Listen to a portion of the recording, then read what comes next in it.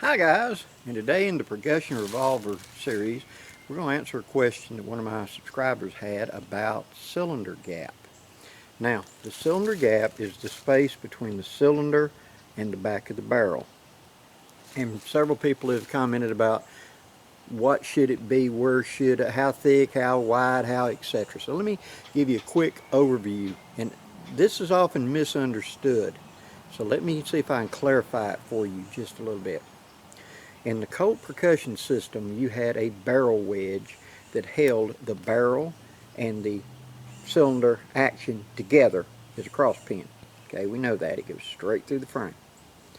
Now there's a lot of complex things going on when this thing fires, so let's go through that. Whenever the gun is at full cock and it fires, bang, the hammer comes down, hits ignites as we know, and starts. As that ball starts moving forward, the gas pressure increases because it's burning. It makes the jump between cylinder to barrel. As it makes that transition, it's now for that nanosecond, it's a plug, and the easier is to blow out around the side. So you have a huge flash right there. The pressure increases and the bullet goes down the barrel. As it fires, the pressure starts out as simply pushing the cylinder backwards. Once the ball gets to here, pressure is going in opposite directions. So when the ball hits the end and starts to press on that forcing cone, that pushes the cylinder backwards. Okay? Because now that pressure is back that way and the ball's acting kind of like a plug. When it transfers over and starts going down the barrel, there's friction between the ball and the barrel, and that wants to pull the barrel forward. So the action and receiver are going this way and the barrel's going that way. They're in a tug of war in opposite directions. That's where that wedge holds it. Now, if you have too tight a cylinder gap, you do not lose much flash. There's not a lot of gas pressure loss, but the matting is so tight that that black powder fouling, which blows out all the way around this and just coats this face, builds up, and when you go to cock the next time, it's got to drag up in there, and it gets what's called drag, and it makes it where the cylinder doesn't want to rotate. So too tight, and you got to clean the gun a whole lot more. You'll have fewer shots between fewer instances of where you can shoot in a row before you got to clean the gun up, or it binds up. Okay. But now let's look at something internal that's affecting this that a lot of people don't get. All right, this is my Uberti 1860 Army with a fluted cylinder. I'm a color type Colt that I call Shiloh. Now, it has a really good cylinder gap. But whenever you cock it, let's see if I can do it. I want you to watch the cylinder. When I cock it, the cylinder actually slides forward just a hair. Look back here at the back of the cylinder. See if I can get it to focus good. You know why it does that? The hand. The hand comes out and not only pushes the cylinder, but at full cock, it stiff arms and holds the cylinder forward to eliminate some of that gap. And I see a lot of people trying to measure the gap with a hammer down.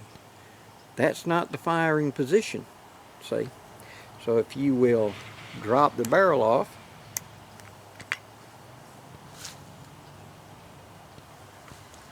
and look right there at a hand, when I bring it to full cock, that hand protrudes out a good deal.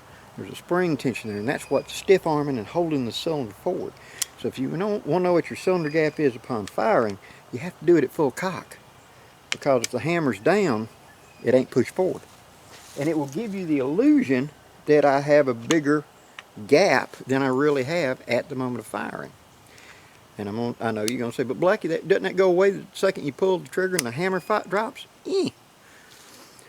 The bolt, which comes up and locks the cylinder, and with the later Colts like this that have the elongated slots, you can just pull the cylinder right off. That allowed the cylinder to freely recoil forward and back and didn't wear and break that part. Whereas the old round bolts, like in the Walkers and the early ones, that didn't have an elongated notch, it was just a round peg hole, and it went up into it. And upon firing, it was battering it because it wanted to recoil. The metal wanted to go backwards, and that peg couldn't give, and it put a lot of friction on it and had a lot of broke bolts. But with these elongated slots, the hammer comes back and that stiff arms and holds that cylinder forward. The bolt is locked forward. It's on a teeter-totter. It only lifts up with the hammer. There's a cam on the side of the hammer that lifts it up to cause it to teeter-totter down to allow the cylinder, and the spring pressure locks it back in place.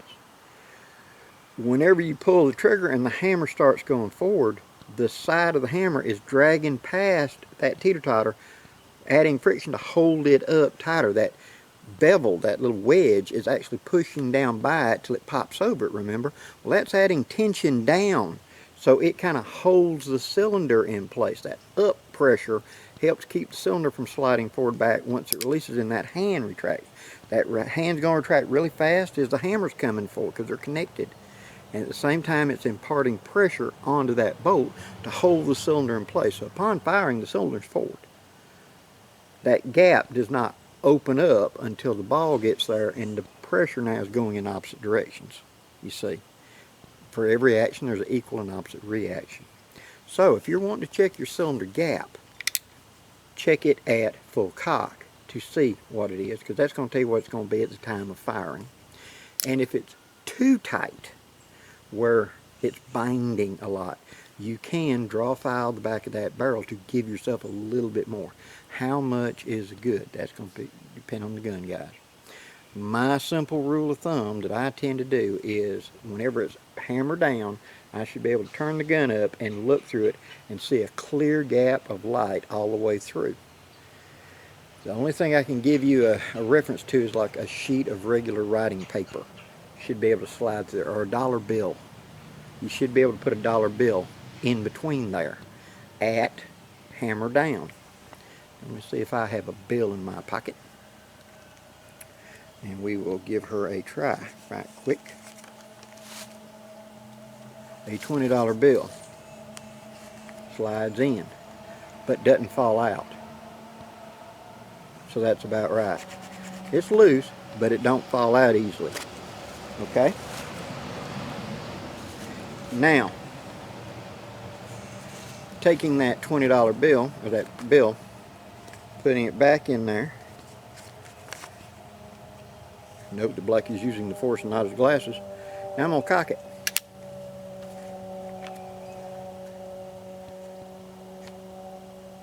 I have to pull it to get it out. That is a good gap. And so that has been my rule of thumb. That hammer down on safe, you should be able to slide without having to force it in there, a $1 bill in. It should be able to tip and not automatically fall out. At full cock, it should be gripping it to where you have to pull it out. That's a good cylinder gap. Hope this answers your question, guys. There'll be more of these little how-to videos as time goes along.